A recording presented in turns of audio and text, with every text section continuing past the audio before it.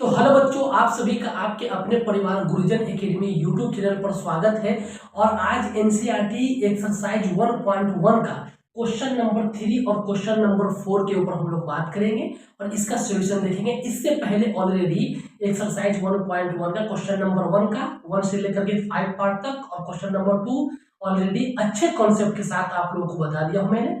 और हमारे इस गुरुजन एकेडमी यूट्यूब चैनल पर आप देख सकते हैं जाकर के। तो आज चलिए क्वेश्चन नंबर 3 के ऊपर बात करते हैं, ठीक है। और क्वेश्चन नंबर 3 बोला क्या है कि check whether the relation are defined in the set 1 2 3 4 5 6 as r is equal to a comma b is equal to a plus 1, ठीक है। और इस टाइप का क्वेश्चन ऑलरेडी हमने 3 करा चुका हूं। क्वेश्चन नंबर 1 में 5 क्वेश्चन था, ठीक है, 1 से लेकर 5 पार्ट तक। और क्वेश्चन नंबर 2 और इस सभी क्वेश्चन में आप लोग को 3 चीज ही फाइंड करना पड़ता है, एक रिफ्लेक्सिव, सिमेट्रिक एंड ट्रांजिटिव, ठीक है। इसमें भी सेम वही चीज निकालना है आपको, लेकिन हर एक क्वेश्चन में अलग अलग कंडीशन के साथ हम लोगों ने फाइंड किया था। इसमें भी एक कंडीशन दिया हुआ है और कंडीशन क्या दिया हुआ है कि आर, क्वेश्चन नंबर 3 का हम लोग सोल्यूशन कर रहे हैं, क्वेश्चन नंबर 3 का सोल्यूशन कर रहे हैं। कंडीशन दिया हुआ r is equal to a comma b such that b is equal to a plus 1, ये कंडीशन दिया हुआ है, ठीक है। और इसमें सेट जो दिया हुआ है, सेट क्या दिया हुआ है, एक सेट दिया हुआ है आपको 1 2 3 4 5, ये 6 है, ठीक है। ये 6 नंबर का एक सेट दिया हुआ है और इस सेट का यूज करके और ये कंडीशन के थ्रू हम लोग को चेक करना होगा रिफ्लेक्सिव, सिमेट्रिक एंड ट्रांजिटिव, ठीक है। और आप सभी से मैं ये निवेदन कर रहा हूं कि आप लोग गुरुजन एकेडमी का टेलीग्राम चैनल जरूर ज्वाइन करें, क्योंकि वहां पर हर एक दिन का क्वेश्चन का सोल्यूशन का पीडीएफ आपको वहां पर प्रोवाइड किया जा रहा है। तो आप लोग चैनल को सब्सक्राइब कर लें और गुरुजन एकेडमी टेलीग्राम चैनल को ज्वाइन जरूर कर लेंगे, ठीक है। चलिए इस क्वेश्चन के सोल्यूशन के ऊपर हम लोग आते हैं और हमें निकालना क्या है, रिफ्लेक्सिव। रिफ्लेक्सिव सबसे पहले रिफ्लेक्सिव निकालेंगे, इसके बाद सिमेट्रिक, देन ट्रांजिटिव। और रिफ्लेक्सिव निकालने के लिए आप सभी को, अगर मेरा पहला वीडियो और दूसरा वीडियो देखे होंगे तो वहां पर आप सभी को कॉन्सेप्ट बताया हुआ है रिफ्लेक्सिव के लिए कि रिफ्लेक्सिव में अगर सेम नंबर ऑफ एलिमेंट हो ए कॉमा ए तो ही वो रिलेशनशिप बिलोंग होगा, या बी कॉमा बी तो ही रिलेशनशिप बिलोंग होगा, एंड सी कॉमा सी तो ही रिलेशनशिप बिलोंग होगा, अदरवाइज नहीं। मतलब कहने का मतलब क्या हुआ कि same number of element he exist करेगा आपको रिफ्लेक्सिव के अंदर, ठीक है, सेम नंबर ऑफ एलिमेंट। और ये सेम नंबर एलिमेंट पता कैसे चलेगा, तो हमें यहाँ दिया हुआ है ना, ये सेट, इस सेट से हम लोग निकालेंगे, लेकिन बाय यूजिंग दिस कंडीशन, इस कंडीशन को हम लोग भूल नहीं सकते। एक बोलते हैं ना कि एक रेखा खींचा हुआ, उस रेखा को आप पार नहीं करेंगे बिना इसके, ही एक रेखा है, ठीक है, लक्ष्मण का रेखा जो बोलते हैं ना, यही एक रेखा है, इसको आप लोग पार नहीं कर सकते हैं, ठीक है। इसको लेकर के आप लोग को चलना होगा। चलिए इसका यूज करते हुए सबसे पहले हम लोग सेट बनाते हैं। आप एक चीज याद रख लीजिए, अगर मान लीजिए कोई एक सेट बनाते हैं, जैसे set a is equal to, अब इस कंडीशन का यूज करेंगे। कंडीशन में क्या दिया हुआ है कि b is equal to a plus 1, b is equal to a plus 1। अगर मान लीजिए कि अगर मान लीजिए कि अगर पहला अगर हम रिलेशन लेंगे, जैसे अगर मान लीजिए लेते हैं 1,1 बोले तो a की भी वैल्यू 1 और b की भी वैल्यू 1। अगर यहाँ पर अगर ले लेते थे, अगर a की वैल्यू अगर 1 लेंगे, a की वैल्यू अगर 1 लेंगे यहाँ पर, तो b इक्वल टू कितना आ जाएगा, b इक्वल टू आ जाएगा 2, ठीक है। अगर a की वैल्यू 1 लेंगे तो b इक्वल टू 2 आ गया, तो आपको पहला कंडीशन क्या आ जाएगा, पहला कंडीशन क्या आ जाएगा कि 1,2, ठीक है। इसी तरीके से अगर मान लीजिए कि a की वैल्यू 2 लेंगे तो b कितना आ जाएगा, a की वैल्यू अगर 2 लेंगे तो b आपको आ जाएगा 3। इसी तरीके से अगर मान लीजिए कि a की वैल्यू को अगर 3 लेंगे, a की वैल्यू अगर 3 लेंगे तो b कितना आ जाएगा, आपको b आ जाएगा 4। a की वैल्यू अगर 4 लेंगे तो b आ जाएगा 5। अगर a की वैल्यू अगर मान लीजिए कि 5 लेंगे तो b आ जाएगा 6, ठीक है। इतना आप लोग समझ गए होंगे, ठीक है, कि हम लोग क्या किए कि हर एक वैल्यू को यहाँ पुट कर करके इस रिलेशन में, इसमें पुट करके हम लोग फाइंड कर लिए, एक सेट तैयार किए, ठीक है। समझ गए ना यहाँ तक। अब चलिए इसके बाद हम लोग रिफ्लेक्सिव चेक करते हैं। तो रिफ्लेक्सिव चेक करने के लिए आप सभी को पता है कि same number of element he exist होना चाहिए। सेम नंबर, आप कहीं पर सेम नंबर दिख रहा है, सेम नंबर कहने का मतलब कि 1,1 होना चाहिए, या 2,2 होना चाहिए, या 3,3 होना चाहिए, या 4,4 होना चाहिए, लाइक दिस, इस तरह से होना चाहिए। कोई भी नंबर आपको इस सेट में दिख रहा है, सेट में नहीं दिख रहा है, मतलब does not belongs to the relation, does not belongs to the relation, does not belongs to the relation, relation से belong नहीं होगा, so it is not reflexive। ठीक है, इसी तरीके से खेल खेलना और कुछ है नहीं। देखिए एक तरह से बोला जाए ना तो ये क्या, एक प्रकार का ये रीजनिंग है, समझ गए ना, कि आपको सिर्फ एक कंडीशन के थ्रू खेलना है, एक कंडीशन के थ्रू खेलना है। क्वेश्चन को एकदम पार्ट बाय पार्ट में खोल कर रख दीजिए। देखिए कोई भी क्वेश्चन बनाने के लिए सबसे पहले क्या होता है ना कि सब स्टूडेंट का सोचने का तरीका अलग होता है। हो सकता है कि हम आपको जिस ये फॉर्मेट बताएं, आप तो कॉन्सेप्ट सीख लिए, ठीक है, लेकिन आप हो सकता है कि कोई अदर कॉन्सेप्ट अप्लाई करेंगे, ठीक है। तो क्वेश्चन को सबसे पहले देख करके उस पर अटैक करने से पहले क्वेश्चन पर अटैक कीजिए, ठीक है। कैसे क्या होता है ना कि कोई अगर मान लीजिए कि शेर मजबूत है तो कोई कमजोर जानवर पर कैसे अटैक करता है, उसी तरह से आप उसको कमजोर मान के अटैक कीजिए, लेकिन उस अटैक करने के लिए उससे पहले आपको तैयार होना पड़ेगा, ठीक है, समझ रहे हैं ना।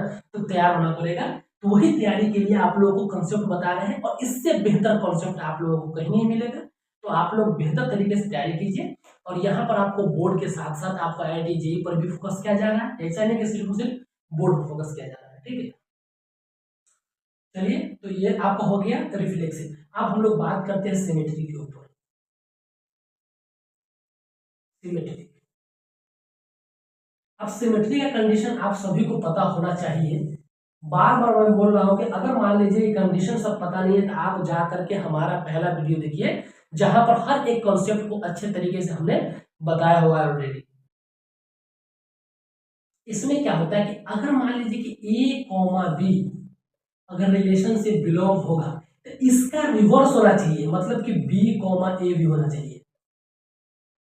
सिमेट्री का कहने का मतलब हुआ कि अगर ए कॉमा बी बिलोंग्स करेगा रिलेशन से तो उसका रिवर्स होना चाहिए, ठीक है, उसका सिमेट्रिक होना चाहिए, ठीक है। इसका रिवर्स बी कॉमा ए भी रिलेशन से बिलोंग होगा।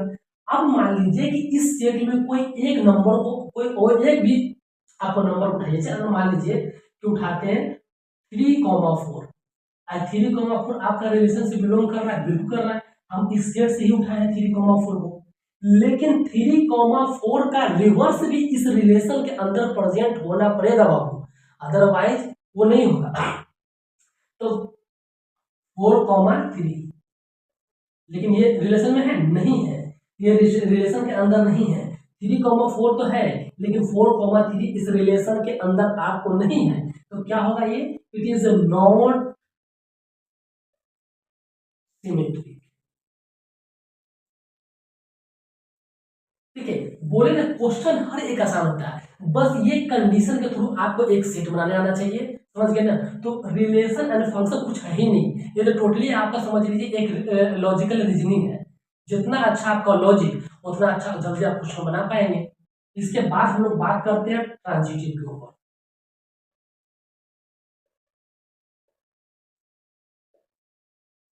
ट्रांजिटिव, और ट्रांजिटिव में क्या होता है, अगर मान लीजिए कि A comma B belongs to the R, ठीक है, और मान लीजिए कि C comma B comma C belongs to the R, तो आपका देखिए ये एलिमेंट कॉमन होता है, ठीक है, लेकिन ए और सी, ए कॉमा सी भी रिलेशन से कॉमन के बाद जो एलिमेंट बचेगा वो भी आपका रिलेशन में प्रेजेंट होना पड़ेगा, ठीक है।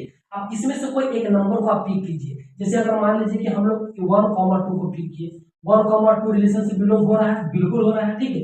और दूसरा नंबर मान लेते हैं 2,3, 2,3, 2,3 यहाँ से लिए, ये भी रिलेशन में है, लेकिन ये 2 तो कॉमन है। इसके बाद आपके पास बचा कौन, 1,3, 1,3 भी रिलेशन में बिलोंग होना पड़ेगा, अगर नहीं होगा तो ये नहीं होगा, ठीक है। तो 1,3 आपको कहीं भी दिखा रिलेशन में, नहीं दिखा, does not belong to the relation, so it is not, it is not transitive.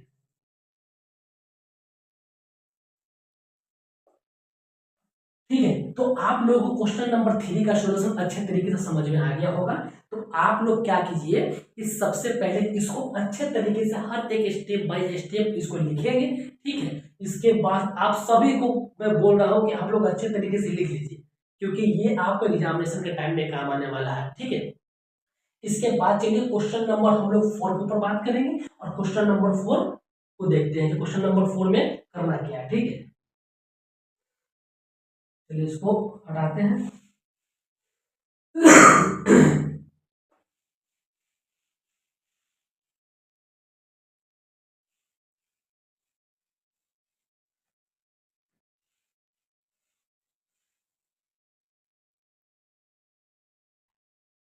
ठीक है, तो क्वेश्चन नंबर 3 कंप्लीट हो गया है। क्वेश्चन नंबर 3 कंप्लीट हो गया, चला लो। चलिए, तो क्वेश्चन नंबर 4 क्या बोला है? क्वेश्चन नंबर 4 भी सेम है, बट इसमें डिफरेंस क्या है कि कंडीशन यहां पर एक अटपटा सा दिया हुआ है। कंडीशन क्या दिया हुआ है कि r is equal to a comma b such that a less than equal to B cube. देखिए, अब सब बच्चे का है ना यहीं पर दिमाग घूमना शुरू हो जाता है कि देखिए यहाँ पर कंडीशन कितना अजीब सा दे दिया। जो बच्चा अभी 11th क्लास के बाद 12th में भी आया है, 12th क्लास में जो आया है अभी, उस सब न सब क्या किए होंगे कि अलजेब्रा बहुत अच्छे से पढ़े होंगे 11th क्लास में। ठीक है, और जिसको अलजेब्रा में पता हो गया कि वेरिएबल कैसे निकालते हैं, ठीक है, और वेरिएबल और कांस्टेंट के ऊपर पकड़ हो गया, उसके लिए सब कोई बहुत बड़ी चीज थोड़ी है, आराम से सेट बना लेगा। और जो बच्चा अगर 11th क्लास में सिर्फ और सिर्फ लौंडियाबाजी किया है, उस सबको यहाँ पर नहीं समझ में आएगा। इसीलिए बोल रहे हैं ना कि सबको अपने अपने जो लौंडियाबाजी के साथ घूमे हो ना, वो लौंडियाबाजी यहाँ पर 12th में छोड़ दो, वरना क्या होगा ना, इसलिए मैथ 12th क्लास के मैथ में मिलेगा आपको अंडा। इसीलिए चलिए, क्वेश्चन नंबर आपको 4 है, a comma b such that a less than equal to B cube. ठीक है, तो इसमें अब हम लोग क्या करेंगे कि सबसे पहले इस कंडीशन के थ्रू हम लोग सेट बनाएंगे, और सेट देखिए, और सबसे पहले हम लोग निकालेंगे रिफ्लेक्सिव। रिफ्लेक्सिव चेक करेंगे। ठीक है, और रिफ्लेक्सिव में आप सभी को पता है कि same number of element exist करता है, अदर नंबर वाले को, डिफरेंट नंबर वाले को यहाँ पर आगमन इसका मना है। बोला गया भाई जो सेम जोड़ी में आएगा उसी को यहाँ पर हम लोग पास करेंगे। ठीक है, अगर मान लीजिए कि a इज इक्वल टू, ठीक है, a इज इक्वल टू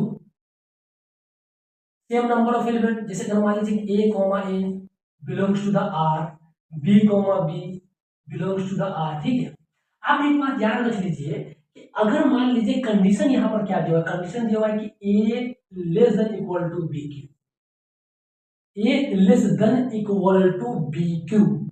तो अगर मान लीजिए कि अगर a की वैल्यू अगर हम 1 दें, a की वैल्यू अगर हम 1 दें, 1, अगर a की वैल्यू अगर 1 देंगे, 1 देंगे, ठीक है, a की वैल्यू 1 देंगे लेस देन इक्वल टू, और b की भी वैल्यू हम 1 दें, b की मतलब दोनों सेम नंबर दें, 1,1 दें, 1,1 दें, तो b का वैल्यू 1, तो b का वैल्यू 1 देंगे तो 1 का पावर कितना आ जाएगा, क्यूब। तो 1 इज इक्वल टू, और 1 का पावर की वैल्यू 1 ही देगा, तो ये 1 इज इक्वल टू, देखिए इसमें 2 है, 1 इक्वल टू 1, ये कंडीशन को सेटिस्फाई कर गया ना, ये कंडीशन को सेटिस्फाई कर गया, मतलब ये सेट में हमारा 1,1 होगा। इसके बाद और कुछ एलिमेंट ले लीजिए, जैसे अगर सेम नंबर वाला लेना है तो मान लीजिए 2,2 ले लीजिए, तो 2,2 अगर यहाँ रखेंगे तो a की value 2 less than equal to, b की वैल्यू 2, तो 2 की पावर 3, तो 2 लेस देन इक्वल टू 8, ये भी कंडीशन को सेटिस्फाई कर दिया, मतलब कि 2,2 भी होगा। इसी तरीके से आप कोई भी नंबर को लेकर के यहाँ पर चेक कर सकते हैं। ठीक है, लेकिन आपको सबसे पहले मैं बता दूं, अगर मान लीजिए कि इस तरह क्वेश्चन दिया हो, सिर्फ यहाँ पर कंडीशन प्रोवाइड किया हो, और ठीक है, तो आप एक चीज आप दिमाग में जरूर लेकर चलेंगे, इस तरह की अगर सेम नंबर लेके चलेंगे ना, तो आपका सिमेट्रिक, रिफ्लेक्सिव, ट्रांजिटिव तीनों प्रूफ हो जाएगा, लेकिन आपका आंसर हो जाएगा गलत, क्योंकि सेम नंबर को अलाउ करता है रिफ्लेक्सिव, लेकिन सेम नंबर में तो आपका फ्रैक्शन भी तो सेम वैल्यू आ जाएगा। जैसे एक एग्जांपल लीजिए कि जैसे अगर मान लेते हैं कि 1/2, 1/2, ये भी तो दोनों सेम नंबर है, तो सेम नंबर बोल देखने से मतलब हम बोल सकते हैं कि ये रिफ्लेक्सिव के अंदर होगा, बिल्कुल होगा, लेकिन ये कंडीशन को सेटिस्फाई कर रहा है कि नहीं कर रहा है, इसको भी तो हमको देखना है, तो कंडीशन के अधीन तो हम लोग चल नहीं सकते हैं। तो आप चलिए इस कंडीशन में डालिए, तो a की value 1,2 less than equal to, ठीक है, और b की वैल्यू 1,2 का पावर क्यूब, ठीक है। तो 1/2 लेस देन इक्वल टू और 1/8 ये कभी पॉसिबल है? ये कभी पॉसिबल है? बिल्कुल पॉसिबल नहीं है, बिल्कुल नहीं है। इसका मतलब 1,2 जो है 1,2 आपको कंडीशन सेटिस्फाई करेगा? नहीं करेगा। इसका मतलब क्या होगा? 1,2 does not belong to the relation, so it is not reflexive. ठीक है। अगर मान लीजिए कहीं भी किसी तरीके का दिक्कत और परेशानी हो रहा है ना, तो आप लोग कमेंट जरूर करें और गुरुजन एकेडमी टेलीग्राम चैनल को ज्वाइन जरूर कर लेंगे। ठीक है। तो इसके बाद हम लोग बात करते हैं सिमेट्री के ऊपर। ठीक है, सिमेट्रिक।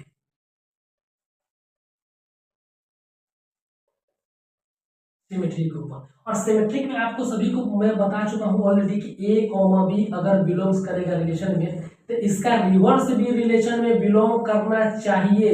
यही एक नियम है, इस नियम के अधीन नहीं भागेंगे। लेकिन यह चीज प्रूफ होना चाहिए इस कंडीशन के थ्रू।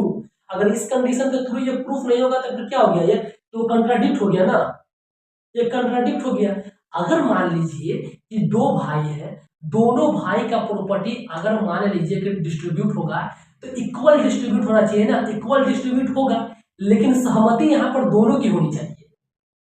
सहमति, जैसे अगर मान लीजिए कि आप है और आपके भाई है, और दोनों भाई में अगर मान लीजिए कि प्रॉपर्टी का बंटवारा हुआ, और प्रॉपर्टी किसका है? आपके पिताजी का, क्योंकि आपका प्रॉपर्टी नहीं होगा, खुद तो अभी पढ़ नहीं रहे हैं, लौंडियाबाजी कर रहे हैं। ठीक है। तो अगर मान लीजिए प्रॉपर्टी का जो बंटवारा होगा, तो इक्वल बंटवारा होना चाहिए, लेकिन सहमति भी जरूरी है। अगर सहमति नहीं होगा तो बंटवारा संभव है? नहीं है।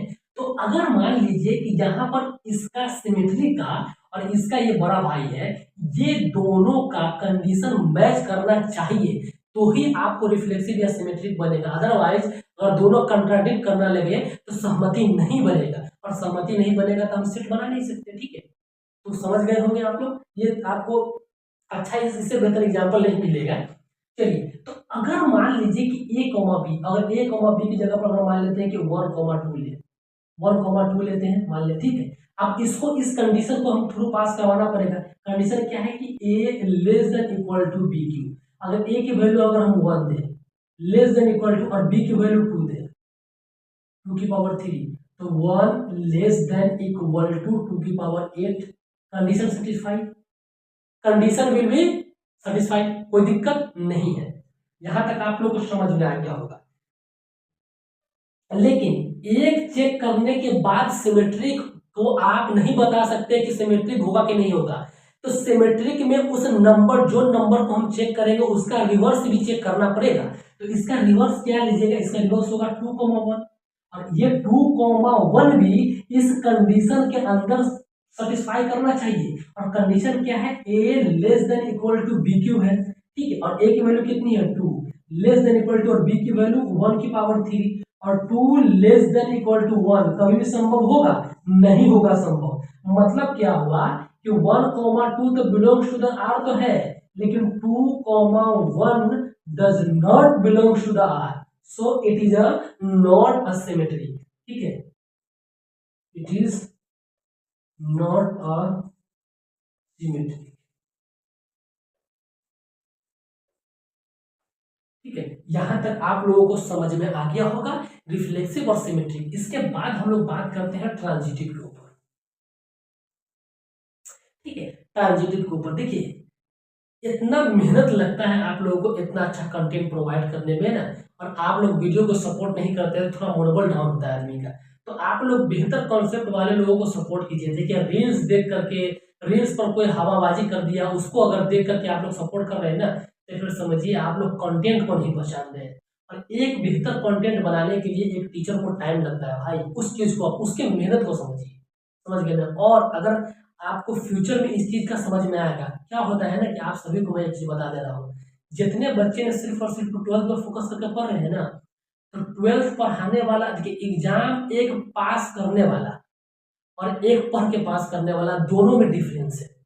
दोनों में डिफरेंस क्या है कि एग्जाम जो, देखिए जिसको सिर्फ एग्जाम पास करना है, उसके मेंटेलिटी में क्या होता है कि जैसे भी करके हमको 30 to 40 मार्क्स आ जाए, मेरा एग्जाम पास हो जाए। लेकिन जो बंदा सही तरीके से कंटेंट को पढ़ करके एग्जाम देता है, भले उसका एग्जामिनेशन में 50 मार्क्स ही आए, लेकिन पता है आपको उसको क्या होगा, एक उसका बेस बन गया। ठीक है, आगे आने वाला समय में अगर जो भी कॉम्पिटिटिव एग्जामिनेशन का तैयारी करेगा या कोई भी किसी भी फील्ड में जाना चाहेगा, तो उसको मैथ में दिक्कत तो नहीं ही होगा। तो इसीलिए आप लोगों को एक बोलते हैं ना कंटेंट, एक बेहतर कंटेंट सही तरीके से आप लोगों को प्रोवाइड करते हैं, तो आप लोग थोड़ा सपोर्ट कीजिए ताकि आप मनोबल बढ़े और बेहतर आपको देने की कोशिश करें। ठीक है, चलिए तो अब हम लोग बात करते हैं ट्रांजिटिव के ऊपर।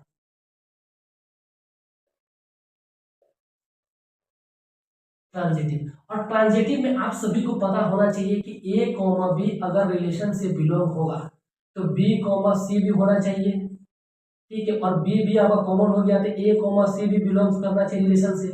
ठीक है, चलिए हमारा कंडीशन क्या था कि A less than equal to B Q. अगर मान लीजिए कि कुछ लेते हैं 1,2 लेते हैं, ठीक है, ये रिलेशन से बिलोंग होगा। अगर मान लेते हैं तो ए की वैल्यू कितनी 1 less than equal to B की वैल्यू 2 की पावर 3, तो 1 लेस देन इक्वल टू ये। ठीक है, ये रिलेशन से बिलोंग होगा, ये कंडीशन को सेटिस्फाई कर रहा है। ठीक है, अगर मान लीजिए कि अब दूसरा है बी कॉमा सी, बी कॉमा सी की जगह पर अगर मान लेते 2,3 ले लेते हैं। ठीक है, 2,3 अगर मान लेते हैं कि रिलेशन से बिलोंग हो रहा है, तो कंडीशन क्या है कि A less than equal to B Q है, तो ए की value 2 less than equal to B की वैल्यू 3। ठीक है, तो 2 लेस देन इक्वल टू 3 की पावर कितना हो जाएगा 27। ठीक है, ये भी कंडीशन को सेटिस्फाई करेगा। समझ गया ना, 3 का पावर 3 27 होगा, ये कंडीशन को सेटिस्फाई कर गया। ठीक है, दूसरा अगर मान लीजिए कि ये आपका हो गया 1,2, ठीक है, 2,3।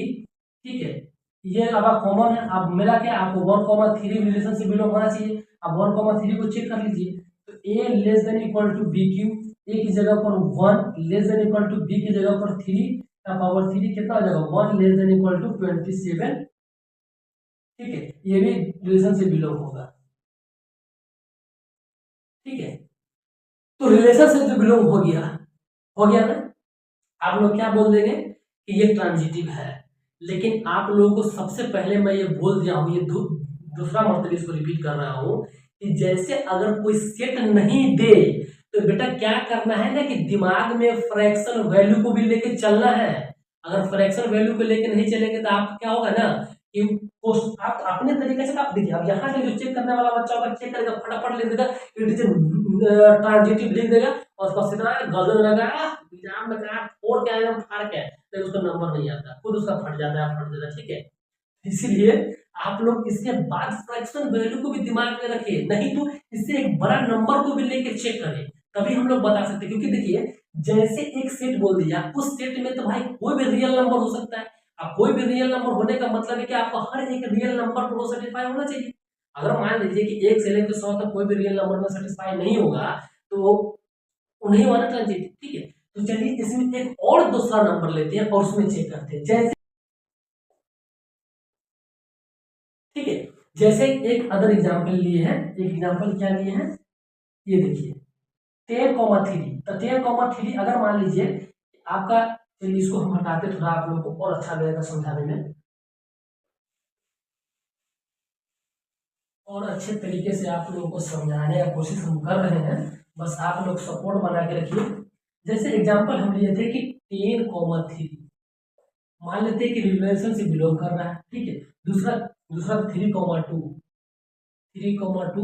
बिलोंग्स टू द आर, तो आपका देखिए 3 तो कॉमन है, तो 10,2 भी रिलेशन से बिलोंग होना चाहिए, 10,2 रिलेशन से बिलोंग होना चाहिए। आप एक चीज यहाँ पर चेक कीजिए, कंडीशन क्या था, कंडीशन था कि A less than equal to B Q, A less than equal to B Q. अब देखिए ये 10,3 के लिए सेटिस्फाई होना चाहिए, तो ए की value 10 less than equal to B की वैल्यू 3, तो 3 का पावर 3 कितना हो जाएगा 27। 10 लेस देन इक्वल टू 27, ये सेटिस्फाई कर गया। ठीक, ये सेटिस्फाई कर गया। इसके बाद 3,2 A less than equal to B Q, और ए की value 3 less than equal to B की वैल्यू 2 3, तो 3 comma less comma 2 to the power 8, ये भी आपको सेटिस्फाई कर गया। लेकिन यहाँ पर क्या होगा, अब देखिए 3 कॉमन और 10,2 बचा। अब बचा हमारे पास देखिए 10,2, अब कंडीशन क्या है, A less than equal to B Q, और ए की value 10 less than equal to B की वैल्यू 2 और 2 की पावर 3, तो 10 लेस देन इक्वल टू 8, ये कंडीशन आपको सेटिस्फाई किया नहीं किया, इसीलिए आप लोगों को बोल रहे हैं ना कि आप जैसे एक रियल नंबर का क्वेश्चन आ गया वहां पर वो डिफाइन नहीं किया कि रियल नंबर कौन कौन सा रियल नंबर, जैसे पहला वाला क्वेश्चन में डिफाइन किया था ना कि 1 2 3 4 5 6, लेकिन इसमें नहीं किया हुआ। तो इसीलिए दिमाग में लेकर के चलना है कि हो सकता है कि कोई एक ऐसा नंबर तो नहीं है जो इस कंडीशन को फुलफिल नहीं कर रहा है, इसे इसमें नहीं करता, तो हम लोग क्या होगा, ये it is not transitive, it is not transitive. ठीक है, देखिए ये कंडीशन में कर गया था लेकिन इसमें नहीं किया, समझ गए ना, तो यहाँ पर कंट्राडिक्ट हो गया, करना चाहिए हर एक नंबर में। ठीक है, तो आप लोगों को वीडियो समझ में आया होगा, जितना भी क्वेश्चन हम बताए आपको अच्छे तरीके से समझ में आया होगा। तो आप लोग से निवेदन है कि आप लोग जरूर चैनल को सपोर्ट कीजिए और कंटेंट के ऊपर जाइए भाई, रील के ऊपर न जाइए। ठीक है, तो कंटेंट को देखिए और एंजॉय कीजिए और दोस्त यार को भी बता दीजिए। ठीक है, चलिए इसी तरीके से मेहनत करते रहिए और अपने माँ बाप का नाम रोशन करते रहिए। थैंक यू सो मच, जय हिंद।